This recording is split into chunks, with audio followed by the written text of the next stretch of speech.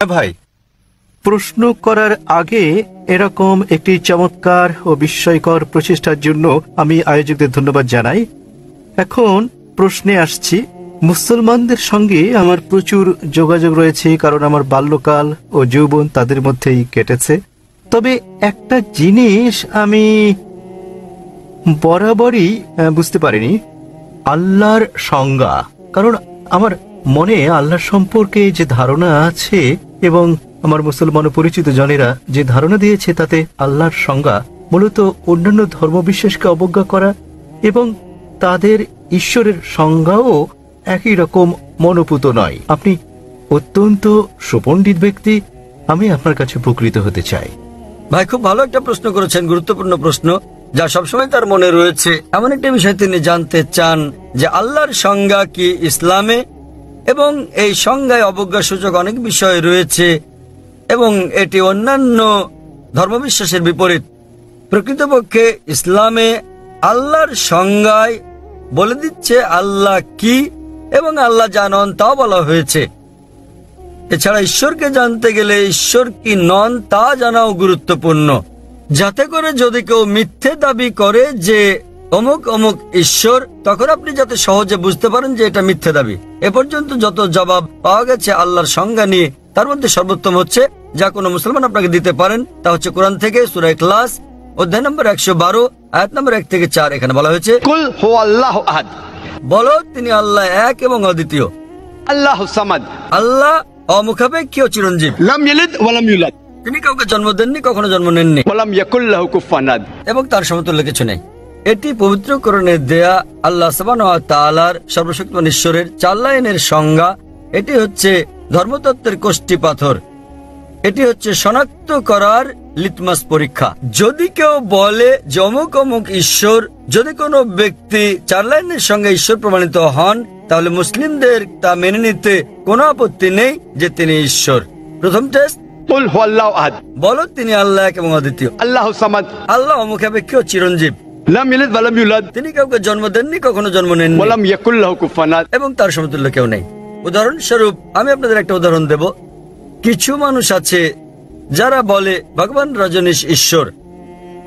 প্রশ্নোত্তরের সময় এক হিন্দু ভাই আমাকে বলেন, আমরা হিন্দুরা তাকে ঈশ্বর বলে গণ্য করি না। আমি কখনোই বলিনি যে হিন্দুরা ভগবান রজনীশকে ঈশ্বর বলে। অনেক মানুষ আছে যারা ভগবান রজনীশকে ঈশ্বর বলে মানে। এখন আমি একটা নমুনা দেখাবো কেন আমরা এই নেতিবাচক ব্যবহার করি। যেমন ইতিবাচক, বলো তিনি আল্লাহ এক অদ্বিতীয়, আল্লাহুস সামাদ, আল্লাহ অমুখাপেক্ষী ও চিরঞ্জীব, লাম ইয়ালিদ ওয়া লাম ইউলাদ, তিনি কাউকে জন্ম দেননি, কখনো জন্ম নেননি। কেন আমরা এটা ব্যবহার করি? এখন আমরা ভগবান রজনীশকে পরীক্ষা করব।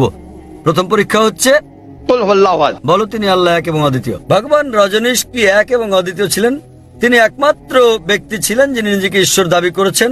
এমন শত শত লোক নিজেদের ঈশ্বর দাবি করেন, এবং আমাদের দেশ ভারতে হাজার হাজার মানুষ নিজেদের ঈশ্বর বলে দাবি করেন। হাজার হাজার মানুষ বলেছেন তারা ঈশ্বর, তিনি কেবল একা নন।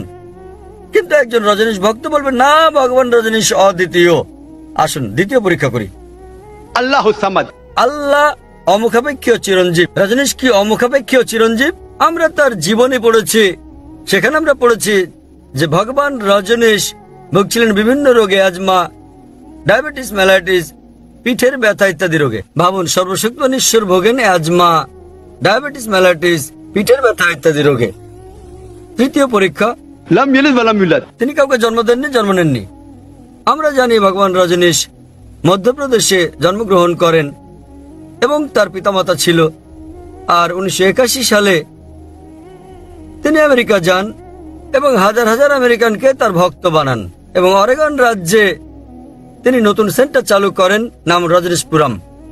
পরবর্তীতে আমেরিকান সরকার তাকে গ্রেপ্তার করে জেলে পুরে দেয়।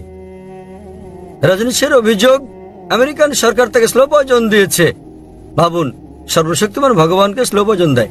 এবং 1985 সালে আমেরিকান সরকার তাকে দেশ থেকে বের করে দিলে তিনি আবার ভারতে ফিরে আসেন এবং পুনা শহরে ফিরে যান, আর সেখানে পুনরায় তার সেন্টার চালু করেন, যাকে আজকে বলা হয় ওশো কমিউন। এবং আজ যদি আপনি ওশো কমিউনে যান, সেখানে তার সমাধিতে মৃত্যুর পরে যেখানে তার দেহভস্য রাখা হয়েছে, সেখানে পাথরের গায়ে খোদাই করে লেখা রয়েছে ওশো। ভগবান রজনীশ ওশো কখনো জন্মাননি, কখনো মরেননি। তবে 1931 সালের 11 ডিসেম্বর থেকে 1990 সালের 19 জানুয়ারি পর্যন্ত পৃথিবী ভ্রমণ করেন। কখনো জন্মাননি, কখনো মরেননি, তবে পৃথিবী ভ্রমণ করেছেন 1931 সালের 11 ডিসেম্বর থেকে 1990 সালের 19 জানুয়ারি পর্যন্ত। সেখানে তারা তার সমাধিতে এটা উল্লেখ করতে ভুলে গেছে যে তাকে পৃথিবীর 21টি দেশ ভিসা দিতে রাজি হয়নি। ভাবুন, সর্বশক্তিমান ঈশ্বর পৃথিবী ভ্রমণ করতে এসেছেন এবং তার ভিসা প্রয়োজন হয়েছে। এবং শেষ পরীক্ষা, ওয়ালাম ইয়াকুল লাহু কুফুয়ান আহাদ। এটা এতই কঠিন যে যদি পৃথিবীর কোনো কিছুকে আপনি ঈশ্বরের সঙ্গে তুলনা করতে পারেন, তিনি ঈশ্বর নন। ওয়ালাম ইয়াকুল লাহু কুফুয়ান আহাদ। আমরা জানি ভগবান রজনীশ, তার সাদা দাড়ি ছিল, মানুষের মতো ছিল, দুটো চোখ, একটা নাক, একটা মুখ, দুটো হাত। যদি আপনি পৃথিবীর কোনো কিছুকে ঈশ্বরের সঙ্গে তুলনা করেন, তিনি ঈশ্বর নন। ওয়ালাম ইয়াকুল লাহু কুফুয়ান আহাদ। উদাহরণস্বরূপ যদি কেউ বলে থাকেন যে সর্বশক্তিমান ঈশ্বর হচ্ছেন আর্নল্ড শোয়ার্জনেগারের চেয়ে 1000 গুণ শক্তিশালী, আপনি হয়তো শোয়ার্জনেগারের নাম শুনেছেন। এই ব্যক্তি উপাধি পেয়েছিলেন মিস্টার ওয়ার্ল্ড, পৃথিবীর সবচেয়ে শক্তিশালী মানুষ, মিস্টার ইউনিভার্স, মহাবিশ্বের সবচেয়ে শক্তিশালী মানুষ। যখন আপনি পৃথিবীর কোনো কিছুকে ঈশ্বরের সঙ্গে তুলনা করবেন, তাতে হন তিনি আর্নল্ড শোয়ার্জনেগার, দারা সিং বা কিংকং, হন তিনি 1000 গুণ বা লক্ষ গুণ শক্তিশালী। যখনই আপনি পৃথিবীর কোনো কিছুকে ঈশ্বরের সঙ্গে তুলনা করবেন, তিনি ঈশ্বর নন। ওয়ালাম ইয়াকুল লাহু কুফুয়ান আহাদ। সুতরাং এই ভয়ের কমতি রয়েছে সর্বশক্তিমান ঈশ্বরের ধারণায়। এবারে প্রশ্নের দ্বিতীয় অংশটি নিয়ে বলি যে এটা কেন অন্যান্য ধর্মের ঈশ্বরের ধারণার সাথে বিপরীত। প্রকৃতপক্ষে এটা একটা ভুল ধারণা যে পবিত্র কোরআনে আল্লাহ সুবহানাহু ওয়া তাআলার ধারণা অন্যান্য ধর্মের বিপরীত। এটা অন্যান্য ধর্মের আচার অনুষ্ঠানের বিপরীত, আমি একমত। তবে অন্যান্য ধর্মগ্রন্থের বিপরীত নয়, কারণ দুর্ভাগ্যজনকভাবে বেশিরভাগ ধর্মের অনুসারীরাই, হোক সেটা খ্রিস্টান ধর্ম, হিন্দু ধর্ম ইত্যাদি, তারা নিজেদের ধর্মগ্রন্থ পড়ে দেখে না। তাই যদি আমরা অমুসলিমদের আচার অনুষ্ঠানের পর্যালোচনা করি, তাহলে সেগুলো ইসলামের বিপরীত হলেও ধর্মগ্রন্থের বিপরীত নয়। যে কোনো ধর্মের ঈশ্বরের ধারণা অনুধাবন করতে হলে উত্তম হচ্ছে সে ধর্মগ্রন্থে ঈশ্বরের ব্যাপারে কি বলা হয়েছে তা খুঁজে বের করার চেষ্টা করা। হিন্দু ধর্মেও যদি হিন্দু ধর্মগ্রন্থ পড়েন, পরিষ্কার উল্লেখ আছে উপনিষদে, ছান্দোক্য উপনিষদ অধ্যায় নম্বর 6, অনুচ্ছেদ নম্বর 2, শ্লোক নম্বর 1, একম এবিদিত্যম, ঈশ্বর এক এবং অদ্বিতীয়। এটা আর উল্লেখ আছে শ্বেতাক্ষেত্র উপনিষদে অধ্যায় নম্বর 6, অনুচ্ছেদ নম্বর 9, নাচস্য কসিজ জনিতা ন চদীপা। মহান ঈশ্বরের তার কোনো পিতা মাতা নেই, তার কোনো কর্তা নেই, তার কোনো প্রভু নেই। এছাড়া উল্লেখ আছে শ্বেতাক্ষেত্র উপনিষদে অধ্যায় নম্বর 4, শ্লোক নম্বর 19 এবং যজুর্বেদ অধ্যায় নম্বর 32, অনুচ্ছেদ নম্বর 3, না তস্য প্রতিমা অস্তি। মহান ঈশ্বরের কোনো প্রতিমা নেই। সংস্কৃত ভাষায় প্রতিমা মানে হচ্ছে প্রতিবিম্ব, আলোকচিত্র, অঙ্কনচিত্র, ছবি, প্রতিকৃতি, প্রতিমা, মূর্তি, ভাস্কর্য। তাই এখানে বলা হয়েছে না তস্য প্রতিমা অস্তি। মহান ঈশ্বরের কোনো প্রতিবিম্ব নেই, প্রতিকৃতি নেই, আলোকচিত্র নেই, ভাস্কর্য নেই, প্রতিমা নেই, পুতুল নেই, মূর্তি নেই।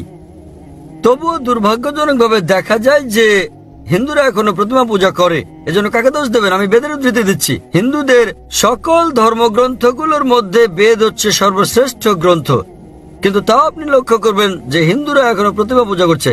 কেন? কারণ হিন্দু ধর্মের পণ্ডিতেরা বলেন যে দেখো জাকির ভাই, তুমি জানো নিম্ন শ্রেণীর লোকেরা এগুলো বুঝতে চায় না, তাই মনোনিবেশের জন্য আমাদের প্রতিমা প্রয়োজন হয়। আমরা সচেতনতার উচ্চ পর্যায়ে পৌঁছানোর পর আর প্রতিমার প্রয়োজন হয় না। তখন আমি বললাম হিন্দু পণ্ডিতকে, আমরা মুসলিমরা ইতোমধ্যে সচেতনতার উচ্চ পর্যায়ে পৌঁছে গেছি। এটা হচ্ছে হিন্দু ধর্মের ভিত্তি, বেদের ভিত্তি।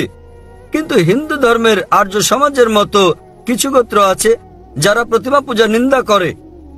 একইভাবে যদি খ্রিস্ট ধর্মের দিকে তাকান, খ্রিস্টানদের ধর্মগ্রন্থ পড়েন, দেখবেন খ্রিস্ট ধর্মগ্রন্থ মূর্তি পূজার বিরোধী।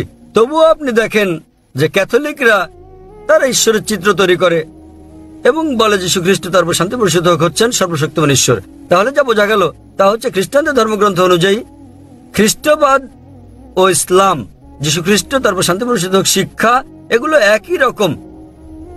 কিন্তু বেশিরভাগ খ্রিস্টান তারা এটা দাবি করে যে যীশু খ্রিস্ট নিজেকে ঈশ্বর বলে দাবি করেছিলেন। প্রকৃতপক্ষে বাইবেল পড়লে দেখবেন সম্পূর্ণ বাইবেলের মধ্যে কোথাও এমন একটিও স্পষ্ট উক্তি নেই যেখানে যীশু খ্রিস্ট নিজের মুখে বলেছেন যে আমি ঈশ্বর অথবা আমার উপাসনা করো। যদি কোনো খ্রিস্টান বাইবেলের কোনো দ্ব্যর্থহীন স্পষ্ট উক্তি আমাকে দেখাতে পারেন যেখানে যীশু খ্রিস্ট তারপর শান্তি বর্ষিত হোক নিজে বলেছেন যে আমি ঈশ্বর অথবা আমার উপাসনা করো, তাহলে আমি খ্রিস্টান ধর্ম গ্রহণ করতে প্রস্তুত আছি। প্রকৃতপক্ষে আপনি বাইবেল পড়লে দেখবেন স্পষ্টভাবে উল্লেখ করা হয়েছে।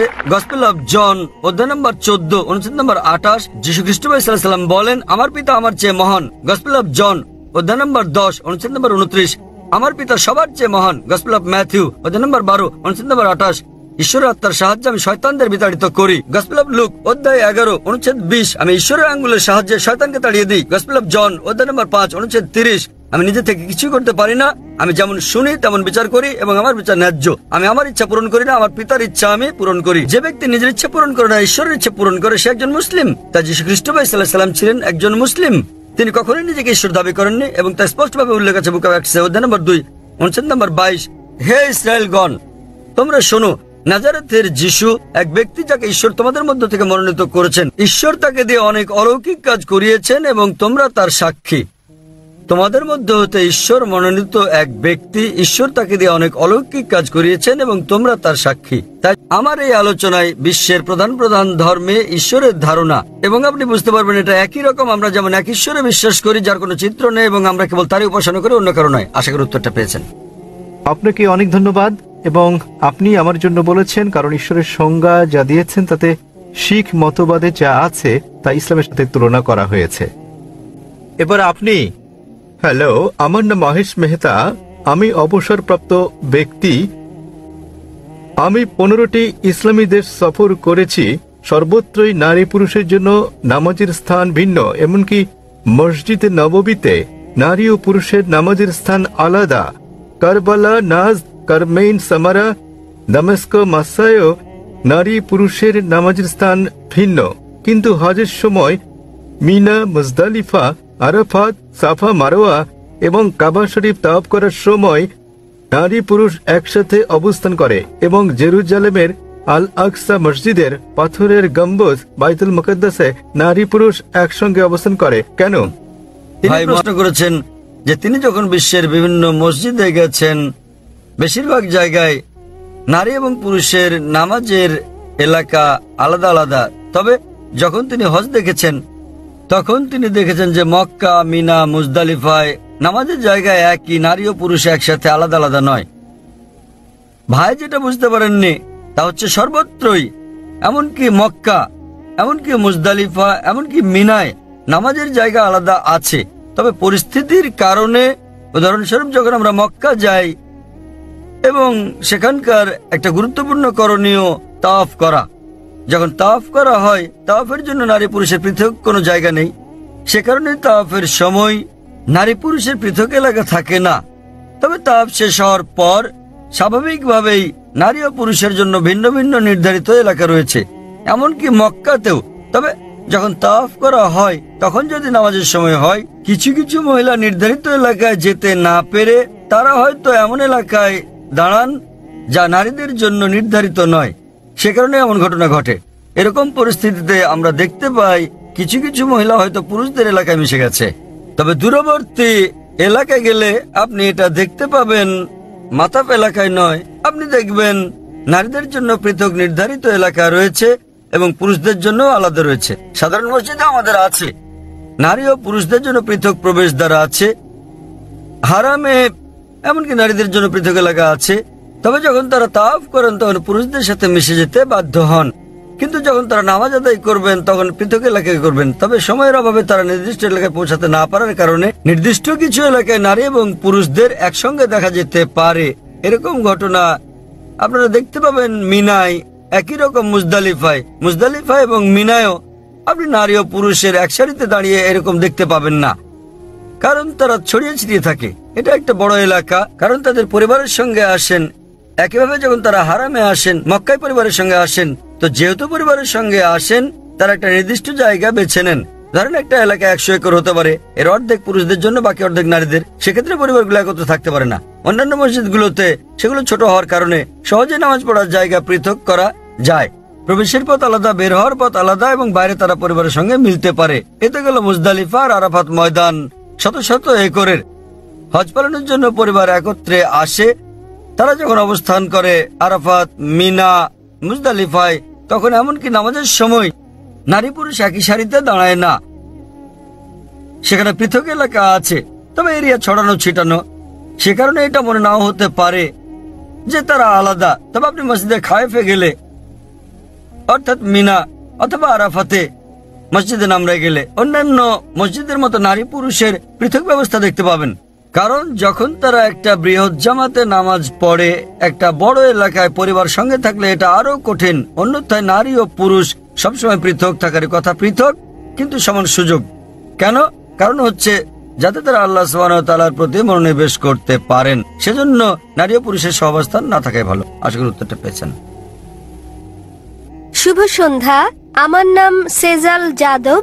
আমার প্রশ্ন, ভারতের মুসলমান ভাইয়েরা কেন বন্দে মাতরম বলা থেকে বিরত থাকেন এবং এর কারণ কি? আমি বলতে চাচ্ছি, বন্দে মাতরম ভারতের জাতীয়তাবাদকে বোঝায় এবং কোনো ধর্মীয় পরিচয় বহন করে না। বোন, আপনি কি গতকাল এই অনুষ্ঠানে ছিলেন? জি না স্যার। হ্যাঁ, কারণ গতকাল এক বোন এই প্রশ্নটাই করেছিলেন। তবে আপনি যেহেতু ছিলেন না, আমি আবার উত্তরটা দিচ্ছি। বোন প্রশ্ন করলেন যে কেন মুসলিমরা বন্দে মাতরম বলা থেকে বিরত থাকেন। মুসলিমরা কেন বিরত থাকেন জবাব দেওয়ার আগে আমি আপনাদের পরামর্শ দেই যে হিন্দুদেরও বিরত থাকা উচিত। কেন? কেননা এটা ধর্মগ্রন্থের বিপক্ষে যায়, যা আমি আগে উল্লেখ করেছি। এর আগের প্রশ্নের জবাবে যখন আমাদের শিখ ভাই প্রশ্নটা করেছিলেন, তখন আমি উদ্ধৃতি দিয়েছিলাম উপনিষদ থেকে, বেদ থেকে, সর্বশক্তিমান ঈশ্বর কেবল তারই উপাসনা করা উচিত, তার কারো নয়, তার কোনো প্রতিমা নেই।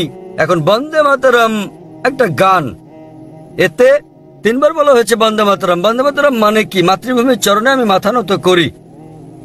হিন্দু ধর্ম অনুযায়ী আপনি কেবল সর্বশক্তিমান ঈশ্বরেরই উপাসনা করেন, অন্য কারো নয়।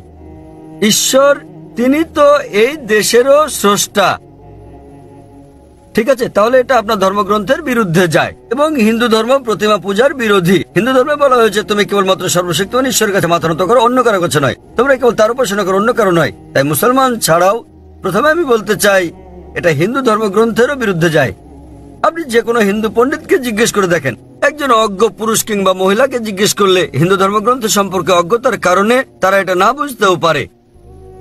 জাতীয়তার ব্যাপারে আমি আপনাকে পরে বলছি। এখন মুসলিমদের ব্যাপারে বলতে গেলে আবারও এই শব্দ বন্দে মাতরম বিরুদ্ধে যাচ্ছে পবিত্র কোরআনের। কারণ ইসলাম ধর্মে আমরা কেবলমাত্র এক ঈশ্বরের উপাসনা করি, অন্য কারো নয়। এবং এই দেশ ভারত, আমরা মুসলিমরা দেশকে ভালোবাসি, এদেশকে শ্রদ্ধা করি এবং সর্বশক্তিমান ঈশ্বর স্রষ্টার আইনের বিরুদ্ধে না যাওয়া পর্যন্ত আমরা দেশের আইন মেনে চলি। এই দেশের আইন মেনে চলতে আমাদের মুসলিমদের কোনো আপত্তি নেই। তবে কোনো আইন সর্বশক্তিমান ঈশ্বরের আইনের বিপক্ষে গেলে আমরা তা কখনোই অনুসরণ করি না। উদাহরণস্বরূপ ইসলামে আমরা আমাদের আল্লাহ এবং রাসূলগণের পর এই পৃথিবীতে যাকে আমরা অনেক বেশি ভালোবাসি তিনি আমাদের মা। মা আমাদেরকে তার গর্ভে ধারণ করেন 9 মাস। আমরা তাকে ভালোবাসি, তাকে শ্রদ্ধা করি, আমরা তার জন্য মরতে প্রস্তুত, কিন্তু তার কাছে মাথা নত করতে পারি না। যখন জন্মদাত্রী মায়ের কাছে মাথা নত করছি না, তখন এই ভূখণ্ডের কাছে মাথা নত করার প্রশ্ন আসছে কেন? কারণ না জন্মদাত্রী মা না আমাদের এই জন্মভূমি কেউ স্রষ্টার চেয়ে বড় নয়। অধিকন্তু সেখানে 12টি লাইন আছে বন্দে মাতরমে, 3 বার আছে বন্দে মাতরম, যা পরিপন্থী কোরআন এবং হাদিসের। অনুরূপ ভাবে দুর্গা ও লক্ষ্মীকে সর্বশক্তিমান ঈশ্বরের গুণাবলী আরোপ করা হয়েছে, যা সরাসরি বিরুদ্ধে যাচ্ছে ইসলাম ধর্মের। সে কারণে এটা ইসলাম পরিপন্থী, এটা ঈশ্বরকে খাটো করছে। তাই কেবল এই দেশের জন্য আমি আমার স্রষ্টাকে খাটো করব না, কিন্তু আমি দেশকে ভালোবাসি। এর মানে এই নয় যে আমি দেশকে ভালোবাসি না। এই গানটা কে রচনা করেছেন? বঙ্কিমচন্দ্র চট্টোপাধ্যায়। কিসের জন্য? এটা রাজনৈতিক পদক্ষেপ ছিল এবং কয়েক বছর আগে তারা শতবর্ষ পালন করতে চেয়েছিল, কিন্তু এটা জানে না কোন তারিখে রচনা করা হয়েছিল গানটি। এটা আরো একটা রাজনৈতিক মতলব যা ভারতের রাজনীতিবিদরা আঁটতে চেয়েছিল, কিন্তু ভারতের হিন্দু রাজনীতিবিদরা জানে না যে এটাকে রাজনৈতিক ইস্যু বানিয়ে তারা নিজেদের ধর্মগ্রন্থের বিরুদ্ধে যাচ্ছে। আশা করি উত্তরটা পেয়েছেন। ধন্যবাদ স্যার। এই মাইক থেকে দ্বিতীয় প্রশ্ন, তবে তার আগে আমি একটি বিষয় উল্লেখ করতে চাই। আমাদের কিছু বোন আছেন, যতটা আমি বুঝতে পেরেছি তারা মাইকের কাছে আসতে দেরি করেন। আমি স্বেচ্ছাসেবকদের অনুরোধ করব, দয়া করে দেখুন যারা মাইকে প্রশ্ন করতে চান তাদেরকে উৎসাহিত করুন এবং খোলা মনে মাইকে প্রশ্ন করতে তাদেরকে উৎসাহ দিন। দ্বিতীয়ত, যারা মাইকের কাছে আসতে চান না, আপনারা দয়া করে তাদেরকে প্রশ্ন স্লিপ দিতে পারেন। তারা স্লিপে তাদের প্রশ্ন লিখতে পারেন এবং স্বেচ্ছাসেবকদের মাধ্যমে সেগুলো মঞ্চে এসে পৌঁছাতে পারে। তাহলে সেসব প্রশ্ন পাঠ করে আমি সবচেয়ে বেশি খুশি হব। আমরা তাদের ব্যক্তিগত গোপনীয়তাকে শ্রদ্ধা জানাই ইনশাআল্লাহ। এখন সামনের দিকে 1 নম্বর মাইকে ভাইয়ের কাছ থেকে পরবর্তী প্রশ্ন। আসসালামু আলাইকুম জাকির সাহেব। ওয়ালাইকুম আসসালাম রহমতুল্লাহ। আমার নাম দিলীপ ত্রিবেদী। আমি মুম্বাই থেকে এসেছি। আমি ইসলাম সম্পর্কে জ্ঞান রাখি না, কিন্তু আমার একজন বন্ধু আছে সেকেন্দার ভাই এবং আয়শা বোন, তারা আমাকে কোরআন দিয়েছে এবং আমি ধারাবাহিকভাবে 1 মাস যাবৎ গুজরাটি ভাষায় তা পড়েছি এবং আমি অনেক আগ্রহী হয়েছি। তারপর আমাদের সেকেন্দার ভাই পুনরায় ক্যাসেট শোনায়, তাতে আমি আরো আগ্রহী হই এবং আমি আনন্দিত হয়েছি ইসলাম সম্পর্কে, যা সনাতন সত্য যে আছে সে জ্ঞান আমি পেয়েছি। আর আপনার কাছে আমি চাই, কলেমা পড়তে চাই। মাশাআল্লাহ ভাই, আমরা আপনাকে স্বাগত জানাই। তিনি বললেন 1 মাসেরও বেশি সময় ধরে তিনি কোরআন পড়ছেন। পরে তাকে কিছু ক্যাসেট দেওয়া হয়েছে এবং তাতে উদ্বুদ্ধ হয়ে আল্লাহ সুবহানাহু ওয়া তাআলার একত্ববাদের বিষয়টি উপলব্ধি করতে পেরেছেন, আর সে কারণে তিনি গ্রহণ করতে চান ইসলাম। ভাই দিলীপ, আমি আপনার কাছে জানতে চাই যে কেউ কি আপনাকে বাধ্য করছে গ্রহণ করতে ইসলাম? কেউ আপনাকে জোর করছে? না। না, আপনি সজ্ঞানে গ্রহণ করছেন ইসলাম? জি। আপনি কি স্বেচ্ছায় গ্রহণ করছেন ইসলাম? জি। মাশাআল্লাহ। আমি বলবো আরবিতে, আপনি আমার সঙ্গে বলবেন ইনশাআল্লাহ। अशहदु अशहदु अल्लाह अल्लाह इलाहा इलाहा इल्लल्लाह इल्लल्लाह व अशहदु व अशहदु अन्ना अल्लाह मुहम्मदन मुहम्मदन अब्दुहु अब्दुहु व रसूलुहु व रसूल। মাশাআল্লাহ। আমি সাক্ষ্য দিচ্ছি যে যে আল্লাহ ব্যতীত আল্লাহ ব্যতীত কোনো মাবুদ নেই কোনো মাবুদ নেই এবং মুহাম্মদ মুহাম্মদ সাল্লাল্লাহু আলাইহি ওয়াসাল্লাম আলাইহি ওয়াসাল্লাম তার বান্দা এবং পয়গম্বর। মাশাআল্লাহ।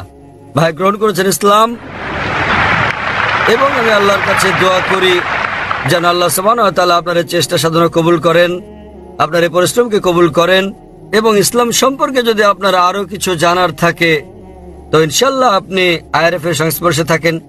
যদি কোনো প্রশ্ন মনে আসে ইসলামের ব্যাপারে তো এখন আপনি আমাকে জিজ্ঞেস করতে পারেন, অথবা নিজে চলেও আসতে পারেন ডোংরিতে আমাদের অফিসে। আর আমি আল্লাহর কাছে দোয়া করি আল্লাহ সুবহানাহু ওয়া তাআলা যেন আপনাকে জান্নাতবাসী করেন। একটি অনুরোধ আপনাকে, বলেন। আমাকে কোনো একটি সুন্দর নাম দিন।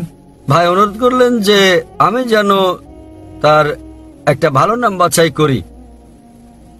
যে নামটা তার জন্য আমার মাথার মধ্যে এই মুহূর্তে আসছে সেই নামটা হচ্ছে বিলাল। আপনি আপনাকে বিলাল বলতে পারেন। সকল ভাই বোনদের কাছে আমার অনুরোধ যে আমার জন্য যেন দোয়া করে ইনশাআল্লাহ। তিনি এখানে উপস্থিত সকল ভাই বোনের পাশাপাশি পিস টিভির দর্শকদের কাছে অনুরোধ করেছেন। মাশাআল্লাহ 10 কোটি লোক, 10 কোটি মানুষ দেখছেন, তাই আমি এখানে উপস্থিত ভাই বোন এবং পিস টিভির দর্শকদের অনুরোধ করব দয়া করে আমাদের ভাইয়ের জন্য দোয়া করুন এবং আমরা আল্লাহ সুবহানাহু ওয়া তাআলার কাছে দোয়া করি তিনি যেন তাকে জান্নাত দান করেন। ধন্যবাদ। শুভ সন্ধ্যা স্যার, আমি ডাক্তার কল্পনা। আমি চিকিৎসা বিষয়ক প্রশ্ন করতে চাই। মূলত ইসলামে পরিবার পরিকল্পনার অনুমোদন আছে কি না, এবং সাধারণত কেন লোকেরা এমটিপি অর্থাৎ মেডিকেল টার্মিনেশন অফ প্রেগন্যান্সিকে টিএল অপেক্ষা বেশি পছন্দ করে থাকে, এবং তাদেরকে টিএল এর ব্যাপারে রাজি করানো বেশ কঠিন, অথচ এমটিপি করানো অনেক সহজ। কেন এমন হয়? বোন ডাক্তার তাই অনেক শব্দ সংক্ষেপ এমটিপিটিএল ব্যবহার করেছেন। বেশিরভাগ শ্রোতা এগুলো নাও বুঝতে পারেন, তবে আমি নিজে ডাক্তার হয় বুঝতে পারছি তিনি কি বোঝাতে চাচ্ছেন। বোন প্রশ্ন করেছেন ইসলামে পরিবার পরিকল্পনা সম্পর্কে, যে কেন মুসলিমদের টিএল অর্থাৎ টিউবার লাইগেশন মানে স্থায়ী পরিবার পরিকল্পনা পদ্ধতির চেয়ে এমটিপি অর্থাৎ মেডিকেল টার্মিনেশন অব প্রেগন্যান্সিতে রাজি করানো সহজ। দুটোর উত্তর একসঙ্গে দিচ্ছি। পরিবার পরিকল্পনা একটা অত্যন্ত বড় এবং ব্যাপক ধারণা, পরিবারের পরিকল্পনা, এবং মূলত লোকেরা পরিবারের পরিকল্পনা করে সন্তানদের আগমন বন্ধ করতে চায়, তাহলে এক্ষেত্রে ইসলামে কি বলা হয়েছে? পরিবার পরিকল্পনার স্থায়ী যে সকল পদ্ধতি রয়েছে, হতে পারে এটা টিউবার লাইগেশন, টিএল যেটা বলেছেন, হতে পারে ভ্যাসেক্টমি, তবে যে কোনো স্থায়ী পরিবার পরিকল্পনা পদ্ধতি ইসলামে নিষিদ্ধ। দ্বিতীয়ত, যে কোনো ধরনের গর্ভপাত, যে কোনো MTP medical termination of pregnancy এটা নিষিদ্ধ, কারণ মায়ের জীবনের জন্য ঝুঁকিপূর্ণ না হওয়া সত্ত্বেও আপনি একটা জীবন হত্যা করছেন। যদি মায়ের জীবন ঝুঁকিপূর্ণ হয়ে পড়ে, এ কারণে যে ইতোপূর্বে তার কয়েকবার অপারেশন করা হয়েছে এবং ডাক্তাররা যদি বলেন যে তার 4-5 বার অপারেশন করা হয়েছে, আরো একবার করলে তার জীবন ঝুঁকিপূর্ণ হতে পারে, অথবা তার হার্টের কোনো সমস্যা থাকলে এবং সে আর গর্ভধারণের কোনো কষ্ট সহ্য করতে না পারলে, সেক্ষেত্রে ইসলামী শরিয়ার বক্তব্য হচ্ছে বড় ক্ষতি রোধ করার জন্য ছোট ক্ষতি মেনে নেওয়া ভালো। মায়ের জীবন পৃথিবীতে আসতে যাওয়া সন্তানের জীবনের চেয়ে বেশি মূল্যবান। এহেন পরিস্থিতিতে শেষ ব্যবস্থা হিসেবে এসব পদ্ধতি ব্যবহার করা যেতে পারে। যে কোনো ধরনের স্থায়ী পদ্ধতি হোক, তা টিউবার লাইগেশন, হতে পারে ভ্যাসেক্টমি, কিংবা হতে পারে মেডিকেল টার্মিনেশন অফ প্রেগন্যান্সি, তা কেবল এইসব ক্ষেত্রে ব্যবহার করা যাবে, অন্য কোনো ক্ষেত্রে ব্যবহারের অনুমতি নেই। কেন নিষিদ্ধ এই সকল পদ্ধতি? কারণ পবিত্র কোরআনে বলা হয়েছে, সূরা আনাম অধ্যায় নম্বর 6 আয়াত নম্বর 151, স্বীয় সন্তানদেরকে দারিদ্র্যের ভয়ে হত্যা করো না, কারণ আল্লাহ সুবহানাহু ওয়া তাআলা তোমাদের ও তোমাদের সন্তানদের আহার দেবেন। আল্লাহ আবারও বলেছেন সূরা ইসরা সূরা নম্বর 17 আয়াত নম্বর 31, দারিদ্র্যের ভয়ে তোমাদের সন্তানদের হত্যা করো না, তোমাদের সন্তানদের ও তোমাদেরকে আল্লাহ জীবনোপকরণ দেবেন। সন্তান হত্যা করা হচ্ছে কঠিন পাপ। সুতরাং এই আয়াত অনুযায়ী যে কোনো মানুষকে হত্যা করা নিষিদ্ধ, এমনকি যে শিশু এই পৃথিবীতে আসছে তা সহ সব রকম মানুষ হত্যা করা নিষিদ্ধ। অন্যান্য অস্থায়ী পদ্ধতি গ্রহণের ব্যাপারে আলেমগণের মধ্যে মতভেদ রয়েছে। প্রথমে সবচেয়ে প্রচলিত হচ্ছে কপার টি। আর এই কপার টি আমি যখন পড়তাম মেডিকেল কলেজে তখন শিখেছিলাম এটা হচ্ছে একটা জন্ম নিরোধক। কিন্তু কপার টির ক্ষেত্রে কি ঘটে? ডিম্বাণু ও শুক্রাণু মিলে ইতোমধ্যেই তৈরি করে ফেলেছে জাইগোট। কিন্তু এই কপার টি জাইগোটকে জরায়ুর দেয়ালে ঝুলে থাকতে বাধা দেয়, মাতৃগর্ভের দেয়ালে লেগে থাকতে বাধা দেয়। তাই এটা খুবই আগাম গর্ভপাত ছাড়া কিছুই নয়। সুতরাং ইসলাম মতে যারা চিকিৎসা বিজ্ঞান সম্পর্কে জানেন তাদের ধারণায় কপারটিও নিষিদ্ধ। সুতরাং প্রথমে আমাদেরকে খুঁজে বের করতে হবে কেন মানুষজন পরিবার পরিকল্পনা গ্রহণ করতে চায়। যেসব কারণ খুঁজে পাওয়া যায় সেগুলোকে দুটো বড় ক্যাটাগরিতে ভাগ করা যায়। প্রথম ক্যাটাগরি হচ্ছে দারিদ্র্য। আপনি জানেন আমি দরিদ্র, যদি আমার অনেক সন্তান হয় তাহলে আমার নুনান্তে পান্তাপূর্ণর অবস্থা, অনেক সন্তান হলে মারাই পড়ব। অপর দলটা হচ্ছে ধনী, আমার অনেক টাকা আছে, তবে আমি আমার সন্তানকে ডাক্তার বানাতে চাই, আমার সন্তানকে ইঞ্জিনিয়ার বানাতে চাই। তারা এজন্যই পরিবার পরিকল্পনা করেন যাতে সন্তানকে ভালোভাবে মানুষ করতে পারেন। ইনশাল্লাহ দুটোই আলোচনা করব। প্রথম ক্যাটাগরির মানুষের কথা বলি, তারা দরিদ্র শ্রেণীর। ইসলামে এই সমস্যার সমাধান রয়েছে। ইসলাম ধর্মের তৃতীয় স্তম্ভ হচ্ছে জাকাত। প্রত্যেক ধনী ব্যক্তি যাদের সম্পদ নিসাব লেভেলের উপরে আছে, যাদের আছে 85 গ্রামের বেশি স্বর্ণ বা সমপরিমাণ, তাদের প্রত্যেক চান্দ্র বছরে অতিরিক্ত সম্পদের 2.5% দান করতে হবে। প্রত্যেক ধনী ব্যক্তি যদি জাকাত দেয় দুনিয়া থেকে দারিদ্র্য ঘুচে যাবে, একটি মানুষও আর না খেতে পেয়ে মারা যাবে না। সুতরাং যদি আপনার সমস্যা দারিদ্র্য হয়ে থাকে, ইসলামে তার সমাধান আছে। উপর থেকে দেখতে একরকম মনে হলেও চক ও পনিরের পার্থক্য আছে। প্রথম আয়াত সূরা আনাম অধ্যায় 6 আয়াত নম্বর 151 বলছে, স্বীয় সন্তানদের হত্যা করো না দারিদ্র্যের কারণে, কারণ আল্লাহ সুবহানাহু ওয়া তাআলা তোমাদের ও তোমাদের সন্তানদের আহার দেবেন। সূরা ইসরা অধ্যায় নম্বর 17 আয়াত নম্বর 31 বলছে, দারিদ্র্যের ভয়ে তোমাদের সন্তানদের হত্যা করো না, কারণ তোমাদের সন্তানদের ও তোমাদের আল্লাহ সুবহানাহু ওয়া তাআলা জীবনোপকরণ দেবেন। একটু পরিবর্তন হয়েছে। প্রথম আয়াতে বলা হয়েছে তোমাদের ও তোমাদের সন্তানদের, সূরা ইসরায় বলা হয়েছে তোমাদের সন্তানদের ও তোমাদের। বাহ্যিক দিক থেকে দেখলে দুটো আয়াত একই। এখন প্রশ্ন হচ্ছে কেন আল্লাহ সুবহানাহু ওয়া তাআলা স্থান বদল করলেন? সবকিছুর পেছনে রয়েছে হিকমত। সুতরাং আলেমগণ মুফাসসিরগণ বলেন যে প্রথম আয়াত সূরা আনাম অধ্যায় 6 আয়াত 151-তে দরিদ্রদের কথা বলা হয়েছে। জানেন আমাদের ভাবনা বেশি সন্তান থাকলে আমরা এমনকি আমাদের সন্তানরাও মারা পড়বে। তাই সর্বশক্তিমান আল্লাহ বলেন চিন্তা করো না, স্বীয় সন্তানদের দারিদ্র্যের কারণে হত্যা করো না, আল্লাহ তোমাদের ও তোমাদের সন্তানদের আহার দেবেন। প্রথম আয়াতটা আপনার মতে আমি কি সমাজের জন্য আশীর্বাদ না অভিশাপ? আপনি জানেন বিশ্বের সমাজে শ্রেষ্ঠ পেশা ডাক্তার, চিকিৎসক। সবচেয়ে ভালো পেশা ডাক্তার, এর চেয়ে ভালো কিছু নেই। আলহামদুলিল্লাহ, পিতামাতার পঞ্চম সন্তান হয়েও আমি ডাক্তার হয়েছি। তবে আমি ডাক্তার হয়েছি মানুষের সেবার জন্য। কিন্তু যখন আরো ভালো পেশা পেলাম, আল্লাহ বলেন সূরা ফুসিলাত অধ্যায় 41 আয়াত নাম্বার 33-এ, ومن أحسن قولا ممن دعا إلى الله وعمل صالحا قال إنني من المسلمين। তার কথার চেয়ে কার কথা উত্তম হতে পারে যে মানুষকে আল্লাহর পথে ডাকে, ভালো কাজ করে এবং বলে যে আমি মুসলিম। যখন আমি আরো ভালো পেশা পেলাম, আমি শরীরের ডাক্তার হওয়ার থেকে হয়ে গেলাম আত্মার ডাক্তার। আমি যদি ডাক্তার থাকতাম, আমি নিশ্চিত এখানে 1 লাখেরও বেশি মানুষ আছেন, তারা আমার কথা শুনতে আসতেন না। তারা এখানে এসেছেন কারণ আমি দেহের ডাক্তার থেকে আত্মার ডাক্তার হয়েছি। তাই আপনাদের কাছে আমার প্রশ্ন, আমি আমার পিতামাতার পঞ্চম সন্তান, আমি কি সমাজের জন্য আশীর্বাদ না অভিশাপ হয়েছি? মানুষজনের একটা ভুল ধারণা রয়েছে যে যদি কম সন্তান থাকে তাহলে আপনারা বিকল্প সুবিধা নিতে পারবেন, তাদেরকে ভালো করে মানুষ করতে পারবেন। নোবেল পুরস্কার বিজয়ীদের তালিকা যাচাই করলে আপনারা দেখতে পাবেন যারা পুরস্কার পেয়েছেন, বিশ্ব সেরা সেরা বিজ্ঞানী, সেরা ক্রীড়াবিদ, তাদের সকলে পিতামাতার প্রথম সন্তান নন, তারা একমাত্র সন্তান নন। হয়তোবা কেউ দ্বিতীয় সন্তান, কেউ তৃতীয়, কেউ পঞ্চম, এরকম মিশ্র। কাজে এটা একটা ভুল ধারণা। আল্লাহ সুবহানাহু ওয়া তাআলা জন্মবিরতিকরণ প্রাকৃতিক উপায় বলে দিয়েছেন। ইসলাম অনুযায়ী যখনই একটি শিশু ভূমিষ্ঠ হয় তখন থেকে মার উচিত তাকে দুধ পান করানো। কিন্তু আজকাল বিশ্বে মায়েরা মাতৃদুগ্ধ পান করাতে চান না, কেননা তাদের শরীর নষ্ট হয়ে যাবে। চিকিৎসা শাস্ত্র অনুযায়ী আপনার সন্তানকে সবচেয়ে উত্তম যে খাবার আপনি দিতে পারেন তা হলো মায়ের দুধ। একসময় কেউ আমাকে বলেছিল যে ভাই জাকির, আমি ধনী, সন্তান মানুষ করার ঝামেলার মধ্যে আমি নেই। আপনি জানেন আমি ধনী, তাই অর্থের কোনো সমস্যা নেই এবং সন্তানকে ডাক্তার বা ইঞ্জিনিয়ার বানানোর ঝামেলার মধ্যে আমি নেই। আমি আমার জীবনটাকে উপভোগ করতে চাই। তৃতীয় ক্যাটাগরি। আমি তাকে বললাম, তথাপিও আপনি জীবনকে উপভোগ করতে চাইলে সবচেয়ে উত্তম হচ্ছে সময় মতো বিয়ে করুন, ঠিক সময় সন্তান নিন, যেন যথাসময়ে অবসর নিতে পারেন। আপনারা জানেন ভারতে এরকম কিছু সম্প্রদায় রয়েছে, যেমন গুজরাটি, তারা সবাই তাড়াতাড়ি বিয়ে করে ফেলে। 19, 20, 21 বছরের মধ্যে তাড়াতাড়ি সন্তান নেয়। তাদের বয়স 35 থেকে 40-এ পৌঁছলেই তাদের সন্তানেরা তাদের ব্যবসা বাণিজ্যের দায়িত্ব গ্রহণ করে। সুতরাং 40 বছরই তারা অবসর নিতে পারে, অন্যরা সবাই 60-70 বছর অবসর নেয়। 40 বছর বয়সে যাদের সন্তানেরা ব্যবসা বাণিজ্যের দায়িত্ব নিতে পারে তারাই জীবন উপভোগ করতে পারে। সুতরাং আপনিও উপভোগ করতে চাইলে সময় মতো বিয়ে করুন, সন্তান নিন, আরাম করুন, জীবনকে উপভোগ করুন। তাই ব্যক্তিগতভাবে আমি আমার মতামত দিতে চাই। পরিবার পরিকল্পনার ক্ষেত্রে আমি সেসব দলের পণ্ডিতদের কথা বিশ্বাস করি। আল্লাহ কোরআনে বলেছেন সূরা আলে ইমরান অধ্যায় নম্বর 3 আয়াত নম্বর 54, মাকরু মাকারাল্লাহু ওয়াল্লাহু খায়রুল মাকিরিন।